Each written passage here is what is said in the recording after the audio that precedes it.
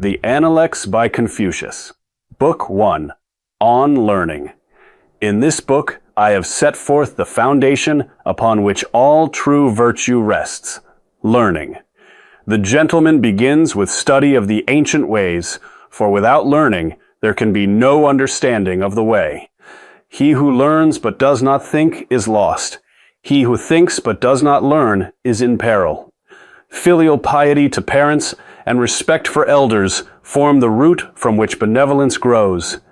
A young man must be filial at home, respectful abroad, cautious in speech, and trustworthy in conduct before he may turn his mind to higher studies.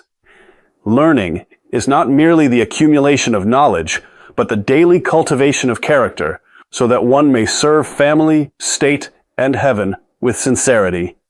I have said that one who is fond of learning is near to knowledge, and he who practices what he learns is near to benevolence. Through constant reflection and practice, the student becomes a vessel fit for the way. Let no one suppose that learning is for the few. It is the path open to all who seek to become fully human. Only by rooting oneself in study can one stand firm when the world is shaken, and bring harmony to those around him. Book 2. On Government. In this book I speak of government as the highest expression of virtue. A ruler governs best not by laws and punishments, but by moral example. When the people see the ruler's virtue, they turn toward it as grass bends before the wind. Filial piety, extended from family to state, is the basis of order. I have taught that one who rules by virtue is like the North Star, which remains fixed, while all others turn toward it. Administrators must be chosen for their uprightness, not for cleverness or wealth. When the ruler is correct, the state is at peace. When he deviates, disorder follows. Government is not mere administration, but the cultivation of the people's hearts. Let the ruler first correct himself, then correct his household, then the realm. Punishments may restrain the body, but only virtue transforms the spirit. I counsel every prince to lead by moral force, so that the common people will follow willingly, and the realm will flourish in harmony. Book 3. The 8 Rows of Dancers. Here I address the proper performance of rites and music, for these are the outward signs of inner order. When a noble family presumes to use the 8 rows of dancers reserved for the Son of Heaven, the foundations of propriety are shaken. I lament such usurpations, because they reveal a deeper disorder in the heart. Music and ritual must reflect the true hierarchy of heaven and earth. When they are corrupted, the state soon follows. I have said that a man without benevolence may perform the rites, yet his heart remains empty. The gentleman uses ritual to restrain excess, and music to harmonize the emotions. Through correct observance of ancient ceremonies, one learns humility before heaven and respect for one's place. Let no one imagine that ritual is mere formality. It is the vessel that carries virtue into the world. When rites are observed with sincerity, society achieves harmony. When they are neglected or abused, chaos reigns. Book 4. On Virtue. In this book I dwell upon the virtue called benevolence, the highest quality of the gentleman. Benevolence is to love others as one loves oneself, and to act toward them with perfect sincerity. I have taught that the man of virtue wishes to establish others as he wishes to be established. One who sets his heart on benevolence will commit no evil. Virtue is not distant. It lies within reach of every person who earnestly seeks it. The gentleman dwells in benevolence as a fish dwells in water. Without it, he cannot live.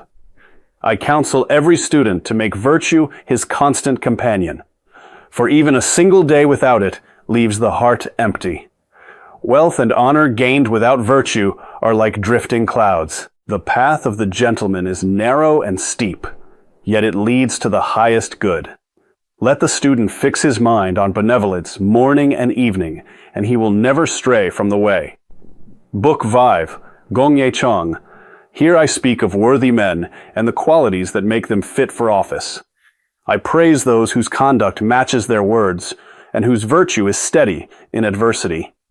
A true gentleman is not swayed by gain or loss. He remains constant in poverty and humble in prosperity.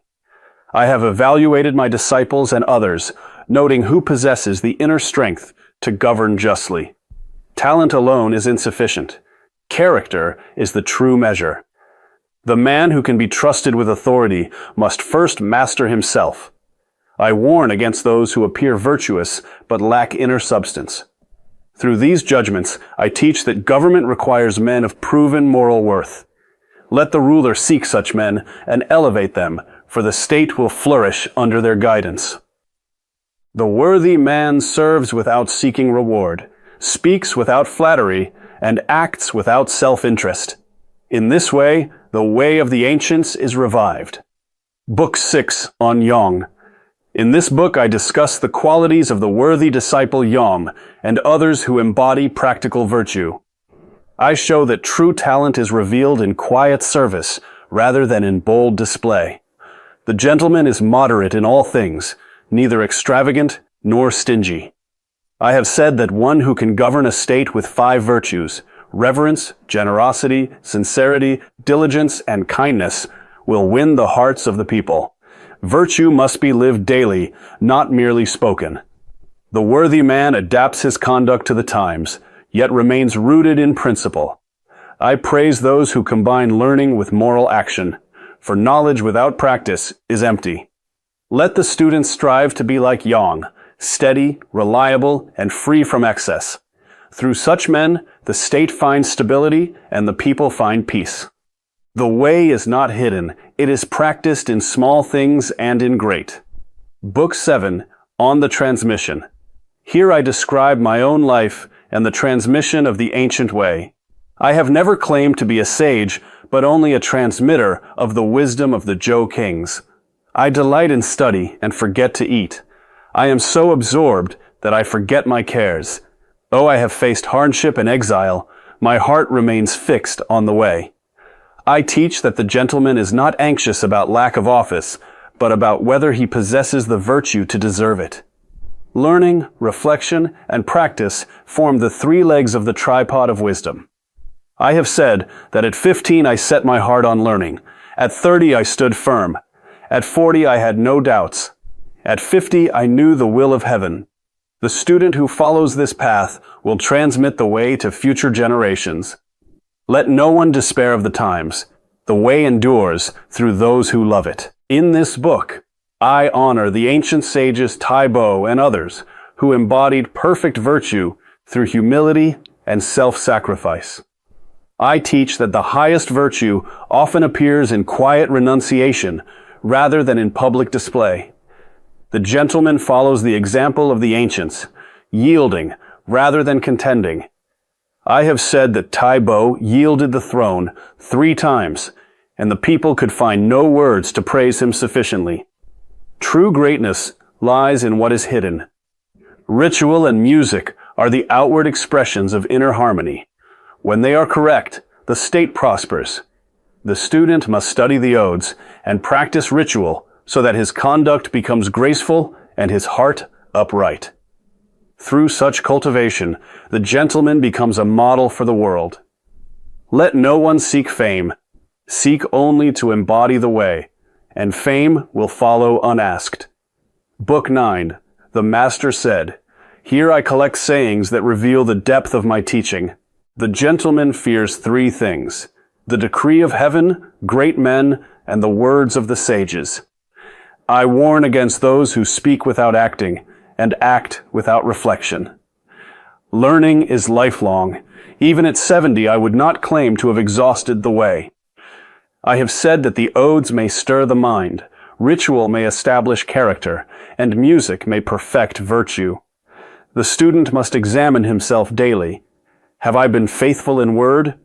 Have I been sincere in deed? The path is long, yet one step follows another. Let the young respect their elders, and the elders guide the young. In this way, the generations are linked in virtue. The way is not far off. It lies in the daily practice of sincerity and reverence. Book 10, on Manners.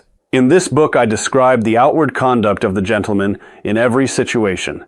Whether at court, in the village, or at table, his demeanor reveals his inner cultivation. I teach that dress, posture, and speech must all accord with ritual. The gentleman is dignified yet approachable, respectful without stiffness. When serving superiors, he is reverent. When among equals, he is warm. Even in small matters, eating, walking, speaking, he observes the forms that express respect for heaven and man. I have shown how the ancient rites shape every aspect of life so that chaos is avoided and harmony reigns. The student must practice these manners until they become second nature. Through correct conduct, the heart is trained and society is ordered. Let no one dismiss ritual as trivial. It is the thread that binds the world together. Book 11, The Disciples. Here I speak of my disciples and the strengths and weaknesses each possesses. I praise those who are eager in learning and frank in character. I note that some excel in virtue, others in speech, others in administration. Each has his place in the way. I have said that Yan Yuan loved learning and never repeated a fault. Zilu was brave, but sometimes rash. The teacher must know the nature of each student and guide him accordingly. Through these portraits, I teach that virtue takes many forms, yet all flow from the same root. The gentleman values sincerity above talent and humility above brilliance.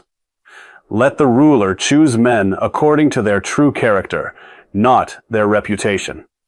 In this way, the state is served by the worthy, and the people are benefited. The way is advanced through the careful nurture of each individual. Book 12, Yan Yuan. In this book, I answer the questions of Yan Yuan and others on the nature of benevolence and government. Benevolence is to subdue oneself and return to ritual. I have taught that one day of perfect self-mastery restores the world to virtue. The ruler must guide the people by example. When he is upright, none dare be crooked. Government is not force, but moral influence. I counsel the student to see clearly, hear clearly, speak cautiously, and act with respect. The gentleman is concerned with the root. When the root is secure, the way grows. Yan Yuan's question leads me to reveal that benevolence lies in daily practice, not in distant ideals. Let every man begin with himself, and the world will be transformed. Virtue is the only true power. All else is shadow. Book 13. Zilu Here Zilu asks about government, and I reply that the ruler must first correct himself, and then correct others. I teach that names must be rectified, so that words correspond to reality. When the ruler is correct, the people follow. When he is crooked, they rebel. The gentleman is slow in speech, but quick in action. I have said that one who governs well needs no army. His virtue is his defense. The student must cultivate loyalty, sincerity, and diligence. Government succeeds when the people trust their leaders. Let the ruler appoint only the upright, and the state will flourish. Through Zilu's questions, I reveal that true leadership is moral leadership. The way of the ancients is simple. Correct yourself and the world is ordered. Book 14, Xian Wen. In this book, I discuss the conduct of officials and the dangers of ambition without virtue. I praise those who serve faithfully, even in difficult times. The gentleman is not concerned with rank, but with whether his conduct is right.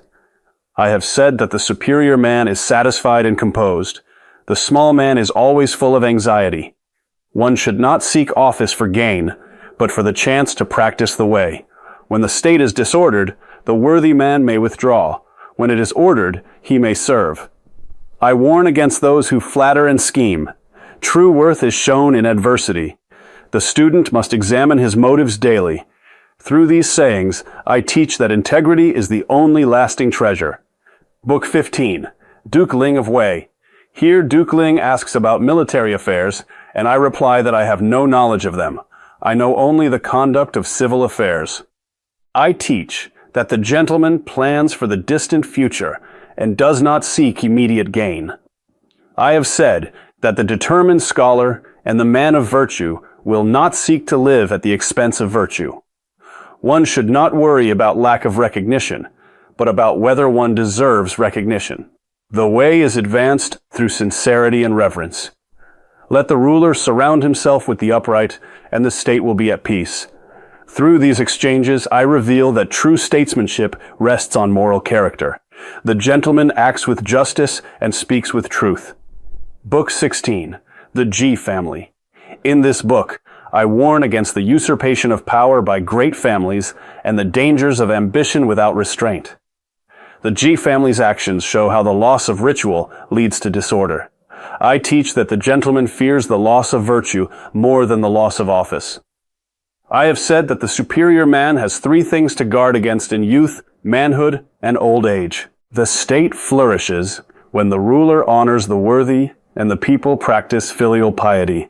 Let no one suppose that power can be held by force alone.